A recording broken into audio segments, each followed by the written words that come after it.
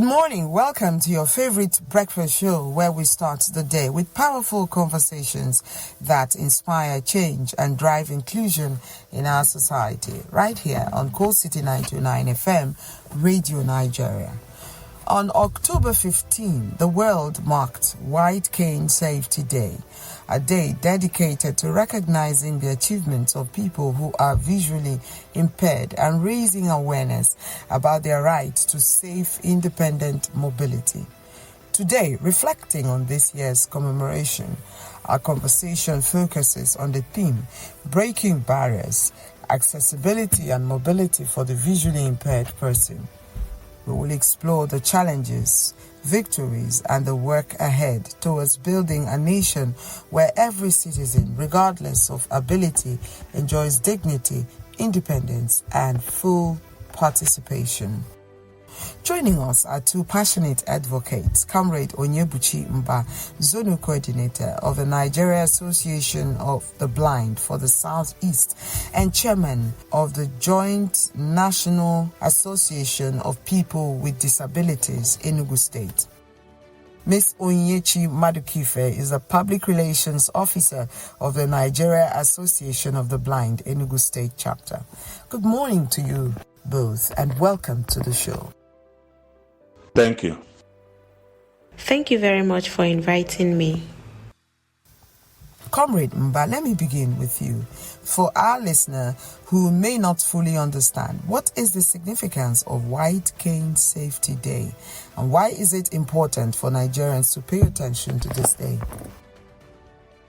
The White Cane Safety Day is an international day set aside by the United Nations for the commemoration of persons with visual impairments and their mobility, taking cognizance of the stick that they normally hold while walking along the road, otherwise referred to as white cane.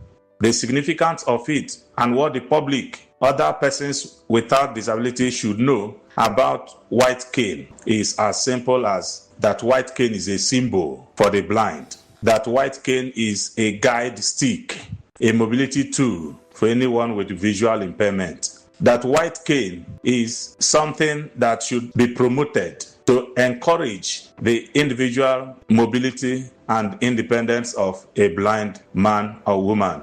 White cane, as it is commonly referred, is not a chieftaincy staff. This white cane we are talking about, like the blind people are using it, has the one of normal metal that you can easily fold while entering the vehicle. There are also ones that you cannot fold. They are just made as straight as normal stick. There are also ones that are made in a smart way that can easily dictate for a blind person if something is obstructing his or her movement while the person is walking. There is one that each sensor can go to the extent of talking to your hearing to tell you there is danger before you. But unfortunately, those ones are not produced and made in Nigeria. And even the ones that are made in Nigeria are not affordable for persons with visual impairment. And even those ones that are not affordable are not accessible here in this part of the country, Southeast Nigeria. The importance of this White Cane Safety Day cannot be overemphasized, as it is a day that is meant not only the blind for them to be celebrated, but also for their achievements to be recognized, for their resilience to be encouraged, for the public on their own side, particularly the road users, the commercial drivers, to really and truly understand what is white cane and what white cane stands for. As we speak, a very large number of persons in our country, in our society, in Nigeria today, do not know much about what is white cane. This is very unfortunate because I say that an issue. The day is set aside to promote the awareness. The day is set aside to sensitize the public. The day is set aside to celebrate individuals with visual impairments, their resilience, and their achievements. Coming to you, Ms. Onyinyechi, mobility and accessibility remain major concerns for visually impaired persons in Nigeria, from road crossings to public buildings and transportation. What are the day-to-day mobility challenges faced by blind and visually impaired people in our communities? Mobility is one of the biggest challenges we face as persons with visual impairment in Nigeria. Whenever we want to go out, we have to prepare our minds, we have to prepare ourselves emotionally, mentally, physically for obstacles we might encounter on the way. Because some environments are unfriendly, unsafe, unwelcoming for persons with visual impairment, whereby making it very difficult for us to navigate around. Now, let's talk about road crossing, okay? Most roads in Nigeria do not have proper pedestrian walkways, or crossing. Sometimes we may want to cross the road and then we have to stand at a particular spot for a very long time waving our cane, hoping that the drivers will understand that we need to cross the roads. And most drivers do not understand the symbol of that white cane we are waving. They do not understand that this person waving a white cane needs assistance and needs to cross the road. They most times ignore us because they do not understand it, and we only have to depend on strangers' assistance to cross the road, or maybe listen properly, carefully to the vehicle sounds before crossing, and which can be very dangerous. Now talk about the road streets. Some road streets do have potholes. Vendors bring out their goods on the road, making it very difficult for us to navigate because a person with visual impairment walking on streets with potholes, any slight mistake, the person can get injured or maybe pour the goods away, So all these things are what we face. Now talk about transportation. Most drivers do not know how to relate with persons with visual impairment. I've had personal experience with some drivers that denied me access to their bus because I'm impaired. Yes, they told me to enter the next bus. They cannot handle my wahala, this, that. So I begin to imagine, wahala like how? I don't understand. I should have the same equal rights as every other persons in that bus. And most times, they do not announce their destinations properly for persons with visual impairment to understand where they are heading. And sometimes we may end up, passing our junction because the driver do not communicate properly, do not communicate to the person well that he or she has gotten to his or her destination. So all these things are what we face. So talk about public buildings. Some buildings in Nigeria are rarely accessible to persons with visual impairment. Some stairs do not have rails, narrow walkways, making it very difficult for us to navigate. Sometimes we get to an office or a building, we find it very difficult to navigate because of the stairs, the gutters, the holes in that building. The buildings are most times inaccessible to persons with visual impairment. So all these things are what we face in Nigeria. And back to you, Comrade Mba. What simple actions can members of the public take to make movement safer and more dignifying for white cane users? The step the public can take to make movement safer for persons with visual impairment is as simple as know what is white cane. Promote the use of white cane. Tell a friend to tell a friend what is white cane. When you see a blind person with white cane, come around, go around. Inquire to know if the person requires help at that moment. The help we are talking here is not the help of dash me money. It is the help of empathy. It is the help of that someone wants to cross the main road or the major road. And from the other end, you can see the person coming. You can sight the person standing. You come around to truly find out what the person requires at that very moment, and not by the way of, stigmatization, and not the way of discrimination. Because one thing about disability, this journey of life, it is myself today, it may be another person tomorrow. It is another person today, it may be myself tomorrow. So we are meant to promote the interests of each other. The safety of one should be the safety of all. Our society deserves a peaceful and more united society for the dignity of all. All right. Let's talk policy and government commitment. Nigeria has disability laws in place, including at federal and state levels, but enforcement remains a challenge. Comrade Mba, where are we falling short? And what immediate actions do you expect from government in ensuring accessibility and mobility rights for visually impaired citizens?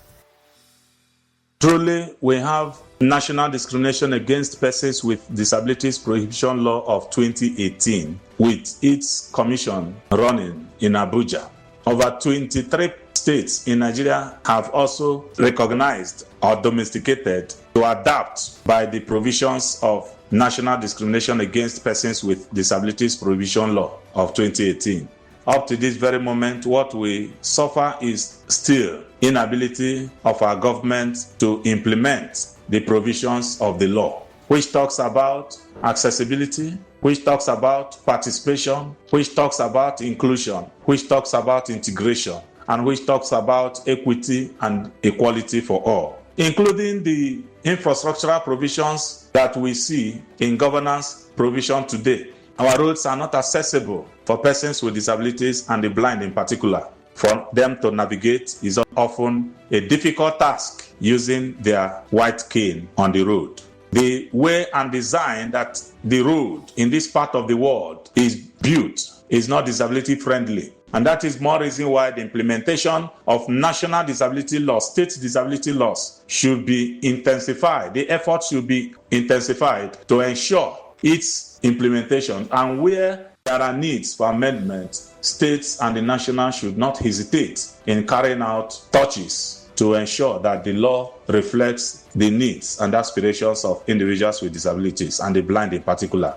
Our government and those in power, the state actors, should also demonstrate empathy by the way of allowing persons with disabilities themselves speak to issues affecting them and involving them during decision-making process by the way of the time of policy development, policy implementation, and every other things that relates to governance of the state. Persons with disabilities, on how it affects them, should speak on matters affecting them. Like I said ab initio, he who wears the shoe knows where it pinches. You cannot know my problem more than I do.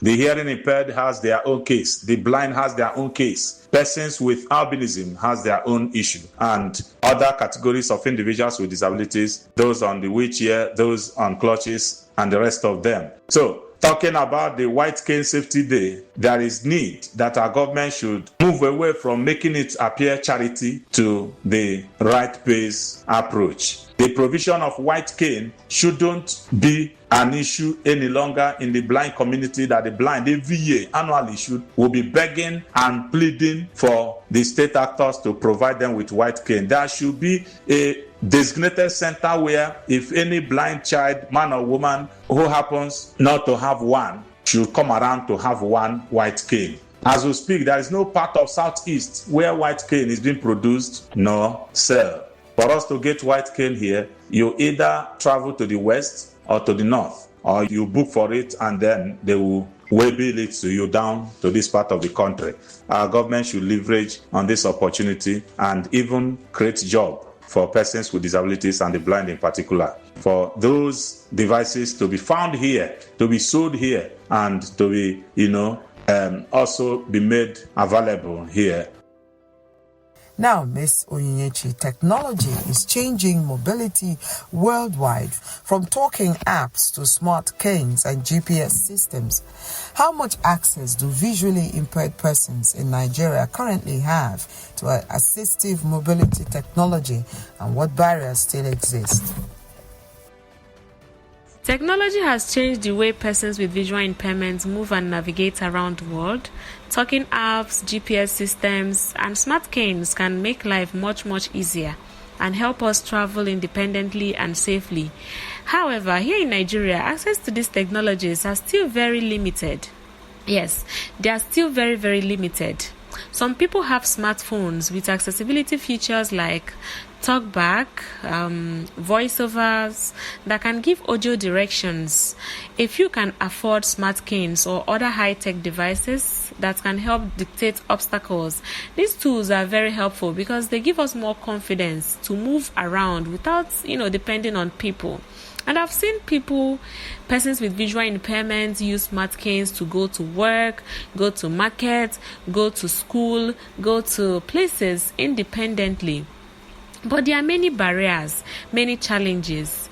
The cost is a big challenge. Yes, the price. Many assistive devices are very expensive and not everyone can afford them. Secondly, there is limited awareness. Many visually impaired persons do not know these tools exist, and some of them do not know how to use it properly. And then we need support. Yes, support and training from governments, from non-governmental organizations, from individuals.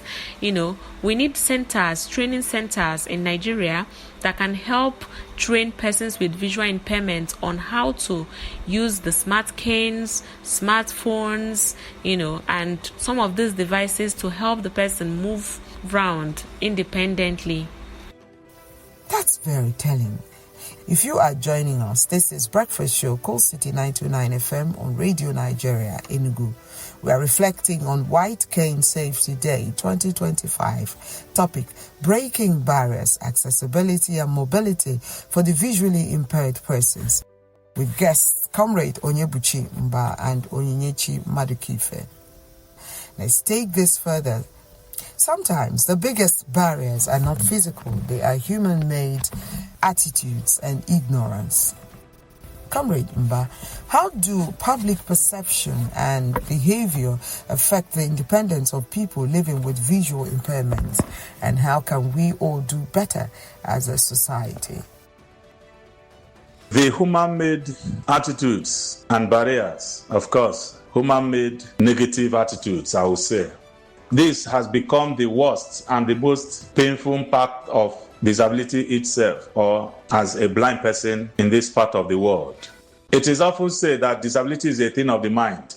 We accept that. I accept that. Negative attitude towards a person with disability and the blind in particular, what is it? It is also a thing of the mind. The perception, the negative beliefs that our people still hold on to in this part of the world, in this 21st century world, where there are still some belief in different communities and towns that disability is a cause, that for a person to appear physically challenged, either by the way of mobility impaired, hearing impaired, visually impaired, or any type of disability at all, that it is a cause from the gods of the land. This is where the matter lies on. This is the worst of the discrimination. This starts from the family, unfortunately. This starts from the village. This starts from the communities, the immediate community of a child with disability. If a family that has a child with disability begins by showing love, empathy to that child from the onset, the society, the community automatically, buys into it and joins in showing such love and empathy to such a child. But because this discrimination, stigmatization, and all manner of dehumanizing treatments start from the family, the community comes to promote it, comes to, join hands in letting such a person know that you are not complete. You are this, you are that. In some places, there are stories where we have seen and heard of how opportunity got to a person, a man or woman with disability, and they say, never, it cannot happen here. You cannot marry my daughter, you cannot marry my son. You cannot hold a chieftaincy position in your town, in your community, in your father's land because you are a person with disability. You are not qualified to hold this, to be that because you are a person with disability. So all of these things put together are the negative societal perceptions and attitudes that has kept persons with disabilities down more than the disability itself, more than the blindness itself. And that is what we've come to condemn and to say that we should begin to look at issues as human beings. We should begin to look at issues as those that live and, has the privilege to see the 21st century world, where we have come to realize that there is not only ability in disability, but productivity in disability. Now, Ms. Onyinyechi, you have worked closely with visually impaired persons. What inspiring stories of progress have you seen that give you hope about inclusion and mobility for the blind in Nigeria? Even though we face a whole lot of challenges, I've equally seen hope and progress among persons with visual impairment, and which truly gives me joy. A lot of persons with visual impairment go to school, go to work, go to market, run their own businesses independently, move around in busy areas confidently and independently with their white cane, and which truly inspires me a lot. It makes me believe that blindness is not the end of life, but a different way of living. I also draw inspiration from my own experiences, yes. I create content with my smartphone. I create content on YouTube, TikTok, Facebook, and what have you. And it's with the help of technology, the screen reader in our phone help us to do all these things. So technology has really been helpful. It has really been helping many of us with visual impairment. It makes us understand and know things happening in the world. Some organizations are beginning to offer trainings and tools to better the life of persons with visual impairment, and people are beginning to understand that the white cane is not just a tool. So they do offer assistance whenever they see persons with visual impairment holding a white cane. Before we wrap up, what message would each of you like to share with our listener today, particularly to policymakers and road users, transport workers, and everyday Nigerians who interact with persons using the white cane? Comrade Mba. To the policymakers, I would say that they should look back and begin to look at what is obtainable in the developed clan, in a civilized society, where we know that the public infrastructure is made accessible for all. When you are entering buses, it is accessible for all. When you are navigating through the road as a blind person, it is accessible for all. When you enter into the educational sector, it is made accessible for all. Provisions and public facilities availability is made for the use of every segment of the society with that mindset of Operation Leave No One Behind. It is high time our policymakers should begin to understand that there are people with special needs that require special provisions. While making appointments, appoint persons with disabilities, the blind, and the rest of them. During the recruitment process of any available opportunity for job, include persons with disabilities and the blind in particular. To the public, it is a call for action for all of us to join hands in promoting the interests of one another. Let us all speak to promote the sustainable development of all segments of the society, irrespective of ability or disability. Sometimes disability is never the matter, is never the barrier, is never the limitation. Sometimes the blindness is never the issue, but the public perceptions, the negative attitudes, the discriminations, the stigmatizations, the exclusions, and all manner of ill treatments that is being perpetrated against individuals with disabilities and the blind in particular. However, I wish to use this opportunity to appreciate every man, every woman, media, organizations out there that promote the interest of persons with disabilities and the blind in particular. And on this, I say kudos to Radio Nigeria. Thank you for always being a disability champion. We recognize your effort and we cannot thank you enough. Thank you, and God bless our dear country, Nigeria. All right, Ms. Onyinyechi. To everyone, policymakers, please, we truly need your support to make our community safe and accessible for everyone.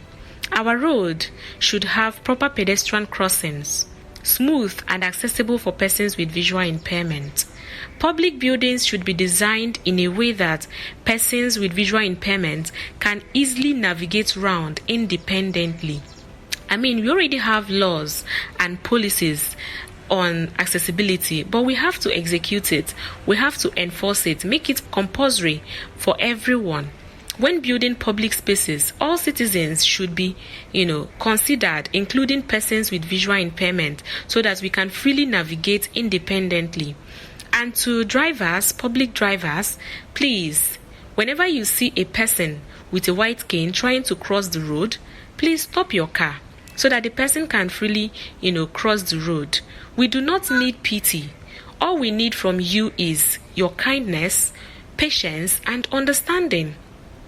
Announce the bus stops clearly so that persons with visual impairments can understand that, yes, this is where we are, this is your bus stop and you need to get down. So all these things is what we need from public. If you see a person with visual impairment holding a white cane, please approach the person. The white cane is not just a tool, it's a symbol of independence. It's a symbol that, yes, we are courageous enough to move around.